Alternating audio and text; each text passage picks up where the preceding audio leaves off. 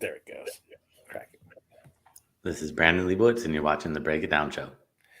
Hey, Brandon's joining me here on the show today. I get to do all kinds of interesting things, and I thought it'd be fun to have you come on because we're in a time, Brandon, of well, SEO matters, right, in a lot of ways to be discoverable online, but also now there's robots that do everything, and so I'm curious on how you see the marketplace moving. So I guess first off, welcome to the show. Thanks for coming on.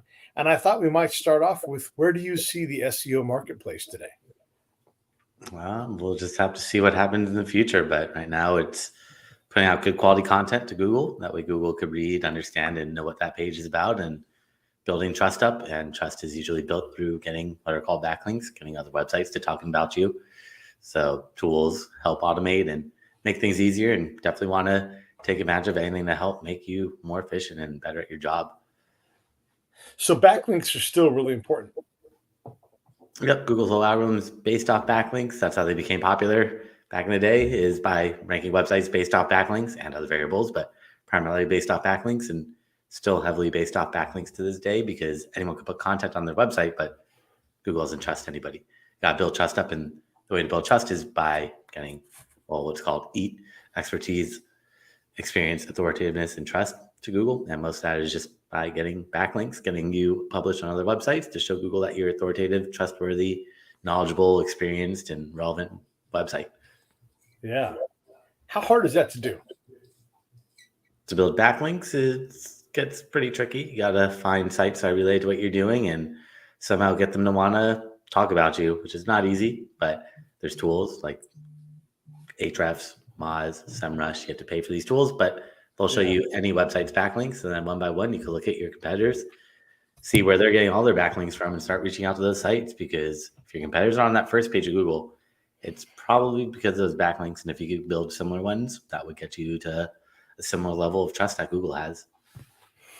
Interesting. And so, can trust be built in other ways?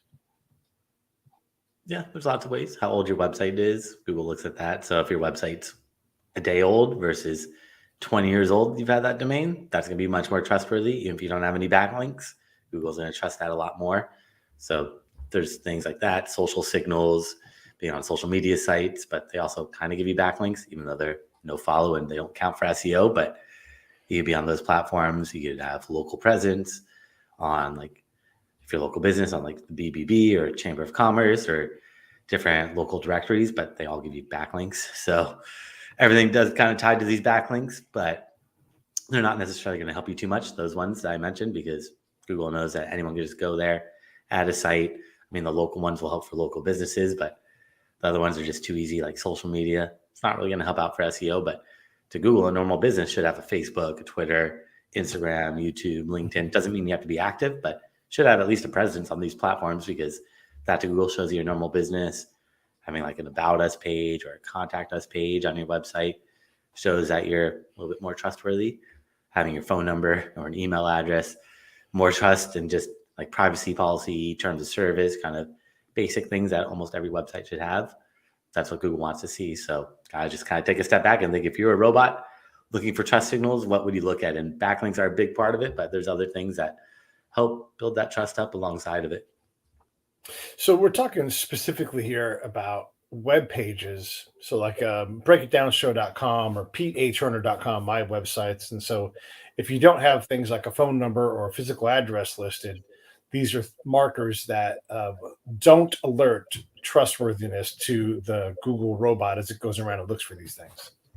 No, a normal business should have an About Us page, Contact Us page. If you're going to buy off somebody and they don't have a Contact Us page, that's going to be a little tough. Like, do I give you my credit card information? Because if you don't send me my product, what happens? Do I never hear back from you? How do I get in contact with you? And basic things like that. A lot of websites don't have it, and they need to have that stuff to build trust up for search engines, but also for people. Because if you want someone to buy off of you and you don't have a Contact Us page, it's probably not a good sign. It's probably some red flags that need to be thrown, saying this person's probably not trustworthy. They don't want you to contact them. They're hiding it for a reason. What's going on? on YouTube, which is where the show is going out live. It's also going on, LinkedIn and Facebook and Twitter, all these places. It's going out live, and so one of the challenges of having a podcast or a live show like the Break It Down show is you're trying to stand out in a big field. 750,000 shows that are somewhat active at all times, right? And so I don't want people to go to my website. I want people to go to, in this case, my YouTube channel, right? So how do you do SEO for something like a YouTube site? I mean, YouTube surely can look and say, hey, 1,500 episodes. Pete's been around almost 10 years. He's a pretty trustworthy guy. But yet I always struggle with that discovery piece, right? Like there seems to be a foot on the air pipe that comes into my show, and it doesn't allow the show to grow in a consistent fashion where it's like, hey, hard work trusting Pete is out there doing things. Let's continue to get off of the pedal and allow his show to breathe and live. Well, there's a lot of things you could do for YouTube. You could, title, very important. Make sure you have good keyword rich titles that are kind of clickbaity, not want people to click into them. Having a good description, maybe transcribing the podcast if it's a short one. If it's long, then having timestamps and maybe having like a summarizing what it's about. Having a good thumbnail with a descriptive file name before you upload your images anywhere on the internet. You want to name them with descriptive words or anything that's a file, images, videos, podcasts. Don't just name it image001.jpg, name it something descriptive. That really helps out. And then sharing that YouTube channel or podcast, the YouTube video on as many websites as possible, but embedding it. So you have a website and you can click share on YouTube and it says share it on Facebook, Twitter, all these different platforms. But then it says embed. The more places you embed that video, the higher it's going to rank in YouTube because it's like you're building backlinks to YouTube. And if you embed that video on your website and it gets 500 views, all those 500 views get attributed to your YouTube channel. And the more places that embed it, which is tough to do, the better off you're going to be. It's like building backlinks. It's tough to build backlinks. It's even tougher to get people to want to embed that video on other third-party sites. But if you can do that, that's really going to help out a lot and just build up that overall YouTube. But you also build backlinks to your YouTube channel, and there's tons of things that you could do. But those are more of the important things. There's a lot of variables, but these are some of the more important ones that are going to have a bigger impact in those rankings. Should we make the YouTube a thumbnail face right now so we can capture that moment and we can make a thumbnail from it? I'll start. You ready? That's what you have to do. Got to back shot. Got to make them something descriptive with some text over it, overlaying it, and that's what they want to see. And then also they look at engagement. So if you have an hour-long video and somebody watches it, most people watch it for 5 minutes. It's a bad signal. If you have an hour-long video and everyone gets to like 40, 45 minutes, that's a little better. You also look at likes, comments, all that stuff, shares, but really time watched is a big part of it. How long do people watch this video? So how do you game that? How do you put yourself in a position to be able to accelerate that growth? I mean, look, people don't watch things for 45 minutes right now. That's not where the marketplace is. It's all 60 seconds or less. So how do you take a long form project like we have here and make it relevant to people that just don't want to watch for more than, honestly, you look at the numbers, it's like 90 seconds tops. That's where you got to figure out who your audience is and how to capture them, especially with anything in the beginning. You got to captivate people. You can't just have a slow intro, especially on YouTube. People don't want that. So you got to hook them right away. And if you're not hooking people, they're going to hit that back button. So it's all about that hook. If they're leaving after a few seconds, you didn't hook them. Got to hook people, grab their attention, and then talk about the benefits. And then later on, you like start really getting in the weeds, but got to hook people and give them like an overview of what's in it for them, how you can resonate with them, tell stories, and just keep them captivated. Otherwise, they're for YouTube primarily, or audio content, or just any content in general. Got to captivate people.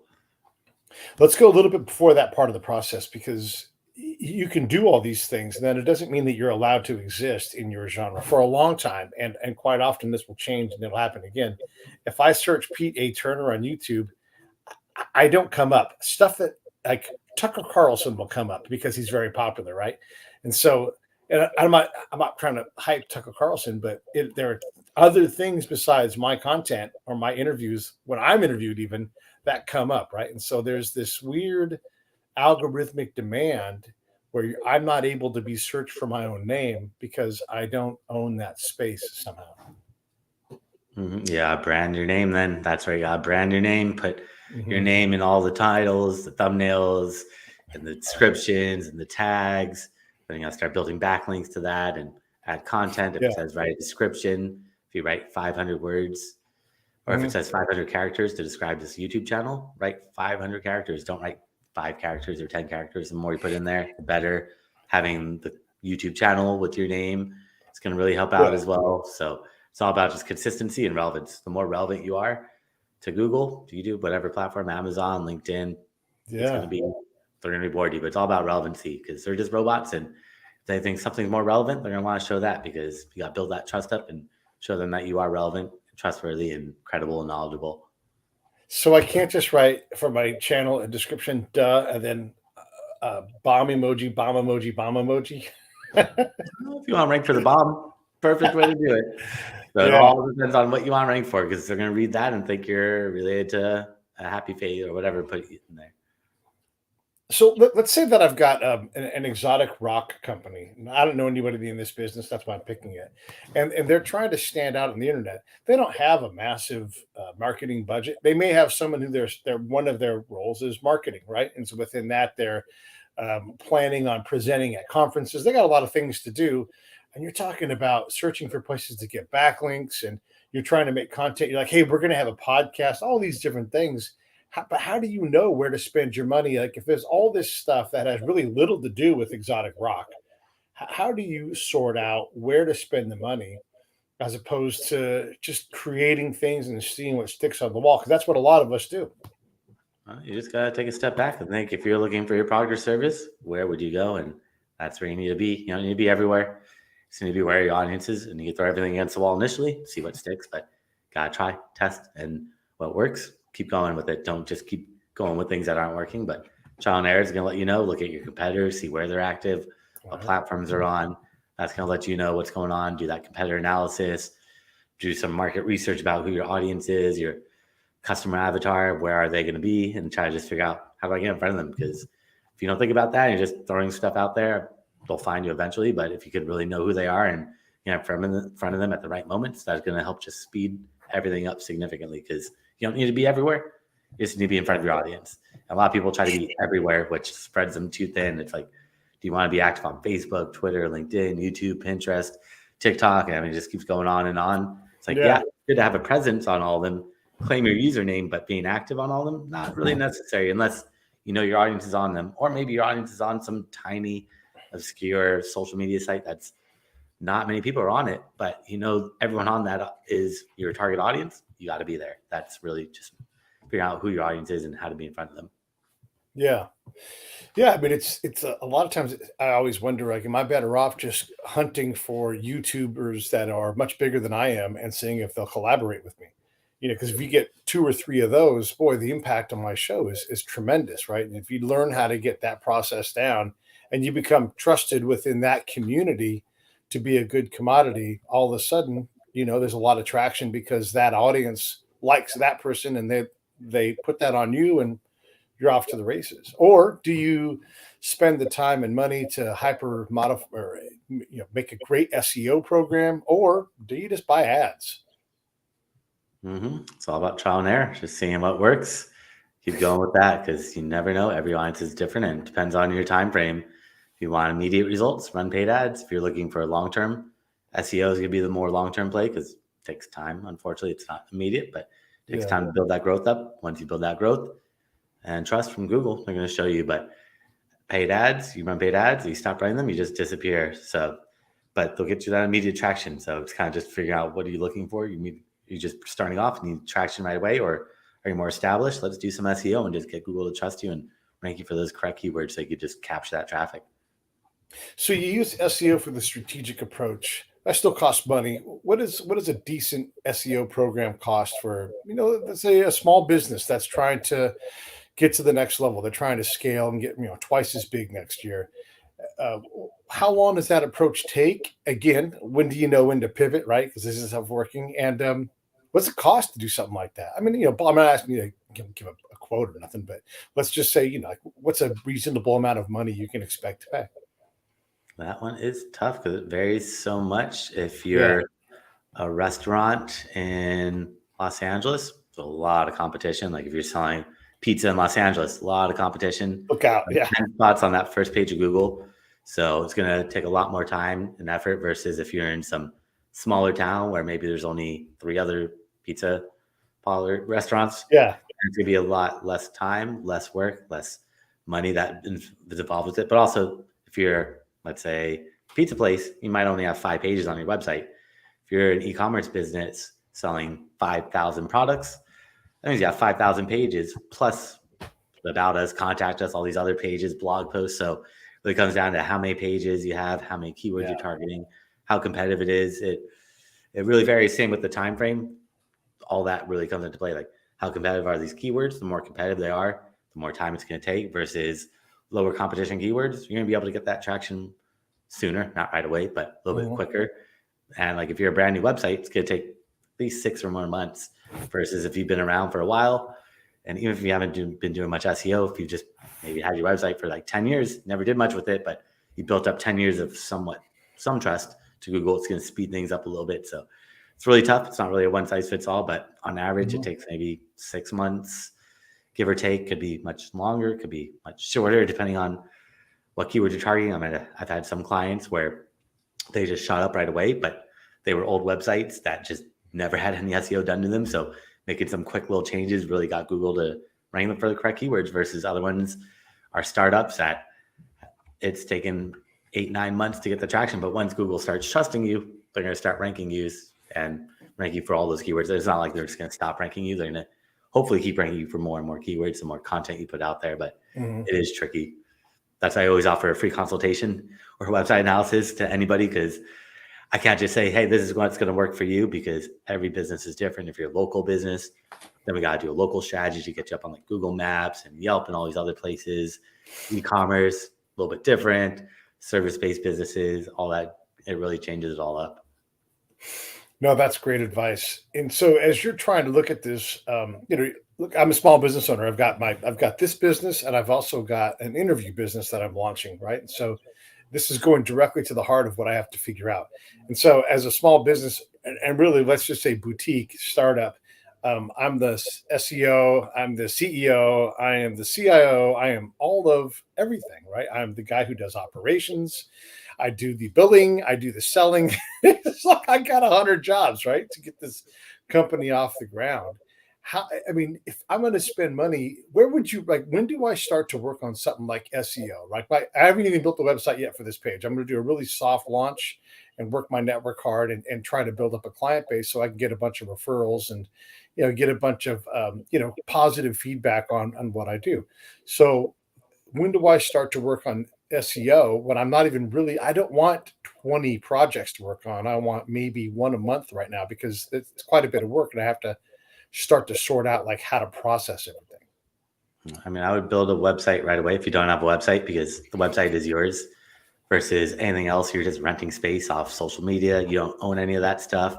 And they really drop reach too. So, you might be like huge on YouTube, but what happens in 10 years if YouTube is gone and some other platform emerges, like MySpace is gone and people have just invested heavily in MySpace, or even Facebook is on the demise, even though it's still one of the most popular sites. So it's all about diversifying, but everything really should funnel back to your website because that's yours forever. You get full control, just like email. Email is probably one of the most effective ways too, is email, and your website is what you get full control of. Everything else is not really yours. You're just renting space. So once you build a website, once you buy the domain name, I would say you could even start prepping for some SEO, because if you launch the website, then it's going to take at least 6 or more months post-launch to get that traction, versus if you start optimizing the website, even if it's not built, you can still start doing things to send trust signals to Google, like buying your domain name. Instead of having just like a coming soon page, maybe put a paragraph or 2 about what that page is about. That way Google knows what this page is going to be about in the future. It's going to help them understand that. But really the backlinks, because the backlinks are what takes time or time for Google to start ranking you and trusting you. So the sooner you start building backlinks, the sooner you're going to get rankings, the sooner you get traction. And right when you buy that domain name, I would start building some backlinks right away. Maybe join like the Chamber of Commerce or join a BBB, If you're a local business, get on like Google Maps, Apple Maps, Yellow Pages, MapQuest. I mean, the more maps you're on, the better, more legitimate, more credible you're going to be looking. Mhm. If you're a service-based business, then you could join like different directories or different industries that are related to you. So in something like this, in this case, I don't have a physical product that I do. Like in my, and we're talking just mine because I can talk about my business and it's not going to harm anybody else. But I'm going to physically go to someone's house and I'm going to record a video interview with somebody, right? And so I can give out my home address to all these places, but do I really want to? Do I really want to, put that out there for trustworthiness, or do I? I mean, a PO box doesn't seem very trustworthy. What are your thoughts on a home-based business when you're not even really in the home when you're actually doing the work? Yeah, I work with lots of people like that where it's like pest control, stuff like Right. that, where like plumber, you're not going to go to the plumber's house. So that's where you just put your city, state, zip code. You don't have to put your address. And Mhm. Google's perfectly fine. Yelp, they don't care. As long as you put a city, state, zip code, that's fine. I mean, you don't even have to have a physical location for Google My Business, but you should. But Right. you don't have to have that visible. But PO boxes, they know about that trick, and they're not going to rank like that with the PO box. You Yeah. get an executive office if you want to do that. That's a little bit safer, where you get like a PO or a suite number at someone's office, but then you're just competing against that person, and looks a little weird sometimes. So I would just stick with what's yours and just hide that zip code or the address. Yeah. What is too small? Like if you're in a small town of, oh, I don't know, 50,000 people, right? And you're one of the 7 pizza places and you really want to invest in your presence. So, because look, you can be a small town and have literally nobody ever go to your place because you don't exist to anybody else. So what is too small to even worry about SEO where you're like, if I just went out and I met enough people, I could get 100 people a month to come into my shop and spend money. I would use tools like the Google Keyword Planner. Shows you how many people Okay. search for your keyword every single month, so you can figure out, do people search for his keyword? And you might be surprised that there might be 500 people searching for it, or 5,000, or 500,000 people search for that keyword. But you're never going to know until you test. And the Mm, data is all there for you for free from Google. So if you don't think that SEO is the way to go, or people aren't on Google, then check it out on the Google Keyword Planner and see how many people actually search for your keyword. And if no one's searching, then maybe that's a bad keyword, or maybe no one's searching, or maybe it's just a bad keyword and you should find another variation, a synonym, a plural, some other slang term. And Google's going to give you yeah. hundreds of variations in that tool of other keywords that are related to what you're doing. So you can get plenty of ideas off of that and figure out, all right, what are good keywords that get search volume? And Yeah. if you can't find any, then social media is going to be the way to drive that awareness. If nobody's searching for your product or service, then you can't really do much on Google. So you got to drive awareness other ways. Social media, paid ads, those help drive awareness to something where no Mhm. one's searching for it. And over time, hopefully you build up that awareness that people start searching for it, and you become that industry authoritative figure, since you were one of the people at the forefront of it. Yeah, and then I guess let me ask you this: you're talking about Google, but Bing is a legitimate huge platform, right? Millions and millions of people. Do you split your efforts and go there? Do you let Bing's competitive nature wanting to outperform Google, maximize your dollars? What are your thoughts on Bing versus Google or anything else in that realm that I'm not thinking of? You just got to look in analytics and see who or what platforms are bringing traffic in. And you could see through Google Analytics or other tools to track analytics. It's free from Google, and it'll show you how many people come to your website, how they find you. And Google usually brings about 20 to like 80% of the traffic. Mhm. Bing will probably bring about 1%. Yahoo will bring about 1%. DuckDuckGo might bring 0.5%. The rest is going to come from email, social media, running paid Yeah. ads, Okay. people just typing your website in directly. This is me looking at hundreds, probably thousands of websites since 2007. I've never seen another platform bring in more traffic than Google, but every website is different and the data is right there. So check it out, look in the analytics and see, is Bing or another platform bringing in more traffic? But I haven't seen it, but every website is different. So you never know until you check and look at the data. When you say email, every time you say it, I just like think I just do not want to email people. I've got a zillion people in my email, not my email list, but in my address book, right? And I could and probably should email them and say, "Hey, I'm starting this new company. I'm going to be doing biographical interviews professionally. Let me know if you're interested." I should absolutely do that. But I know that when I get stuff like that, I get pitched things all the time, and I just delete most of it but it must work because everybody's saying email, email, email all the time. Like that's what all the experts are saying. But is it? I mean, these are people I know, right? These are personal people. Should I be doing email? Well, you shouldn't pitch them. You should offer value. Like you said, you don't want to be pitched. Nobody wants to be pitched. So offer Yeah. value, definitely. But cold emailing people in your address book, probably not the best. You need to collect emails, never buy emails, but collecting emails, and then offer value. Only offer value. Never promote yourself. Once you promote yourself, you lost people. Nobody cares about who you are, your experience, unfortunately, until later on once you've built that trust up. But they just want information. So I just offer value. Never every once in a while I'll promote myself, but very, very, very, very subtly, not Mhm. explicitly. And that might be one out of every 20 emails I might promote myself a little bit. Sure. That's after I sent out 20 offering value, offering tips, offering advice, offering different little knowledge buckets about SEO or whatever you're promoting and targeting. And as long as you offer value, people will be receptive. But if you start promoting yourself, you lost people immediately. Let me back up and talk about I I'm on Neil Patel's list, right? I try to pay attention to what he's talking about. If I did everything he said, all I would do is do that. I would never be productive at all. Like there's just so much stuff. Honestly, for me, it's overwhelming. I'm like, I'm not going to do anything. I'm paralyzed by it because the market moves so fast and there's always something new to do. And it just gives me new work to constantly learn how it's exhausting trying to think about all of the things that he's suggesting that I do. And I don't know what you think of him as a guy. I'm not asking you to bash him or celebrate him, but it does. It seems like it's just an endless pile of shit that work that I need to be doing, and then no guarantee that it'll work. That's why I get teams. You got to delegate because if you're trying to do everything, you spread yourself too thin, and there's only so much time that you have in Yeah, the day that if you want to focus all on marketing, then you're going to become a full-time marketing person. But if you're trying to run a business, you got to delegate and not be doing everything because there's too much to do and not enough time, and there's too much to yeah. do with marketing and it never ends. And that's where you just got to delegate to someone else.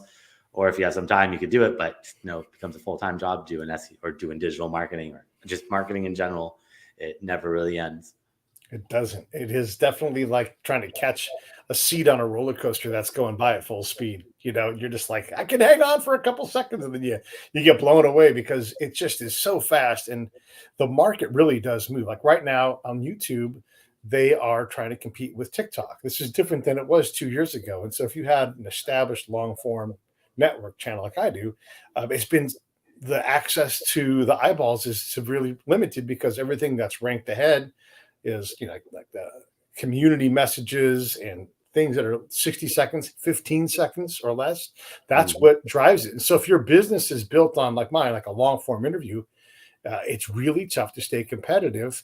But then do you change your entire business model to follow that business model? I don't know. I mean, because that isn't what I do. No, or you just do both. Do shorts and long form and tap into Mhm. both and see where your audience is. And it's all about trial and error. And then you can repurpose that short form content on TikTok and other platforms and repurpose it, even though it's not meant to be. It's different, Yeah. vertical versus Yep. horizontal. It's not going to line up. But Yep. it still makes it a little bit easier where you can just repurpose that and share that content on all these platforms. If you're posting on YouTube, take that content and share it on Facebook, on IG, or Instagram, long form, on all these platforms, on TikTok, Twitter, on Pinterest, you can even add videos. Everything's all video nowadays. So Yeah. just Yeah. throw it all up and repurpose it and see where your audience is at. And you can automate most of that stuff using like Zapier and other tools where it's Yeah. free and it'll just automate it. So you don't have to keep doing that manually. And the more you can automate, the more you can focus on growth instead of doing the tedious tasks. Oh my gosh. Yeah. And it's like they automate and the automation creates tedious tasks. It's like, now I have to, like I do shorts until they stop working. And then I lay off for a while because in YouTube, this is just me talking about my stuff. I'll go from like 4,000 spins on this video and then 500 and 1,500 and then done. 0 to 8. And I'm like, something changed here. Something changed. And I've broken some rule where I'm no longer allowed access to eyeballs. And so I try to think through what it is. And what I found is that if I just leave it alone, then it's like my penalty time is up. And it's like, hey, have you posted something? The other thing that's really funny is because I can see the accelerator, I see it working, right? Um, I'll put a short up and it'll do really well because YouTube literally allows it to do well. And they'll say, you should put up more shorts just like this. And then 5 shorts later, I'll put up same show, a different short, same topic, different enough, literally following their advice, 2 spins.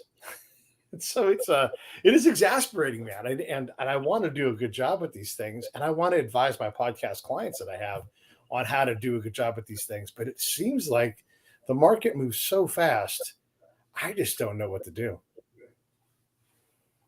I would look at your competitors, see what other people are doing in your industry, the ones that are ranking and getting tons of views. And it's all about spying on doing competitive analysis, spying your competitors, see what they're doing, because everything's out there with SEO, digital, social. If you look in the right places, you can see pretty much their entire strategy, see what's working, what's not working, which videos get the most views.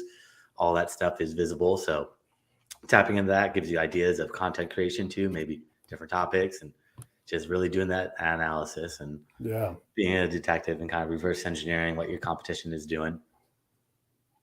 Let's do a different case instead of focusing on my stuff. Let's talk about a company that wants to, they're like, hey, we're thinking about starting a podcast. Now, Pete would say, hey, it's like starting a small business or it's a cost center. So you have to accept these things going in, and you're going to have to spend money on pre-production, post-production, and also SEO, marketing, all these things.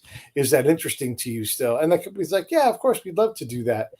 But what pile of work, like how much, we won't go with money because you said that's kind of hard to tell, but how much time do you have to spend if you're going to use a podcast to, through marketing, support your brand? Yeah, I mean, it depends on what type of content you're putting out there. If you're doing 10-minute interviews, or you're doing 2-hour interviews or 3-hour interviews, because some people go really, really long, which I don't think is the best, but try to find that happy medium. That's going to let you know probably how much time needs to be in, how frequently you're doing it. If you're doing once a week, once a month. But in terms of prepping, it takes a couple hours to prep it, get it going, a couple of hours to promote it beforehand. And then you got to do the podcast or prepare the research, do the podcast, and then post-production and give it off to an editor or let them edit it, touch it all up, transcribe it if you want, timestamp it.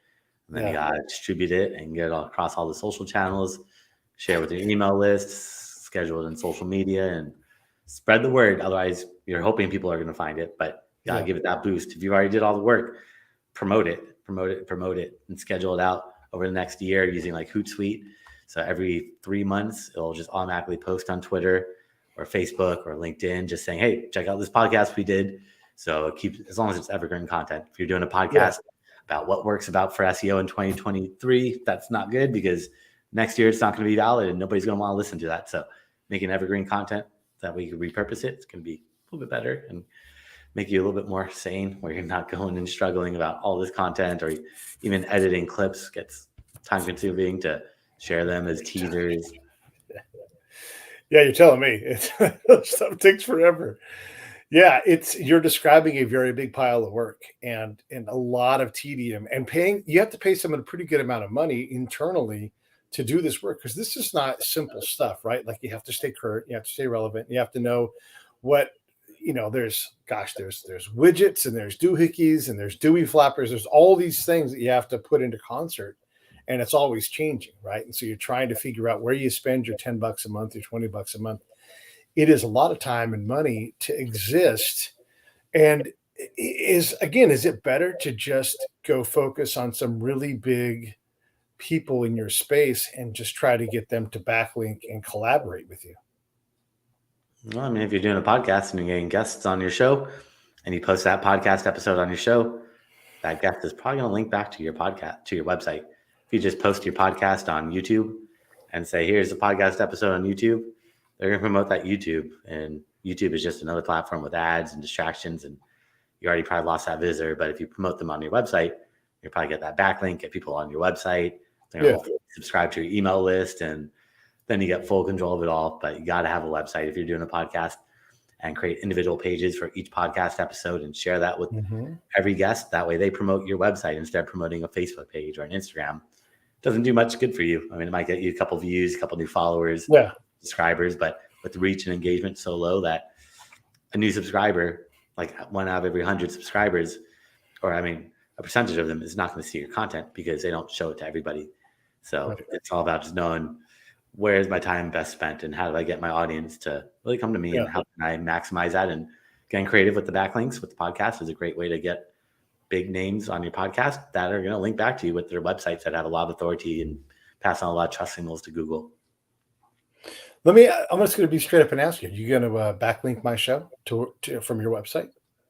Well, if you post it on your website, then I share that on my socials and share it all over. But if you post it on YouTube, then I share the YouTube links. So it's all about just knowing, do you want someone to share YouTube and get your YouTube channel? But you gotta remember, YouTube has ads, a lot of distractions, a lot of noise there. Whereas send someone to your website, no one's going to have ads. I mean, you might have ads for your services, but that's expected. All right. I'm going to look for my backlink in the next couple of days. Okay. What do people not understand about SEO that we've not covered? I mean, I know we've covered a lot of ground. I've hit you with all of these things, but what should people be focusing on? What should we be letting you say? And then let's also plug what you guys do at SEO Optimizers. I would say put out quality content. That's number one, quality over quantity with everything. Quality content, quality backlinks. It all comes down to quality nowadays. That's what Google's looking for. So as long as you provide good quality content, Google's going to reward you with that stuff. So just focus on quality. And if anyone wants to learn more, I create a special gift for them. If they go to my website at SEOoptimizers.com, that's SEOoptimizers.com/gift. They can find that there along with my contact information and a bunch of classes I've done over the years. I've thrown up for free so they could see how to do a lot of stuff that we talked about step by step. And also, if you want a free website analysis, I'm happy to check out their website from an SEO point of view, and they could go sign up for some time on my calendar there as well. Yeah, that's for sure. Like his calendar is posted right there. You guys can jump right on. You definitely can set something up. So if you feel the frustration with SEO that I feel, and you hear it in my questions, it's like I'm just trying to make sense of this and know where to put my next step. Absolutely, Brandon has time for you, and he'll gladly talk to you. You guys can definitely check it out. These guys have a great reputation because they deliver a great client list too on your website. Everybody get right down below. SEOoptimizers.com/gift. Anything that you want to say in closing? We've covered a lot of ground, so I just don't want to keep you because I'll keep asking you the same basic questions over and over again. Yeah. I would just say be patient with it all. It takes time. It's not immediate with SEO.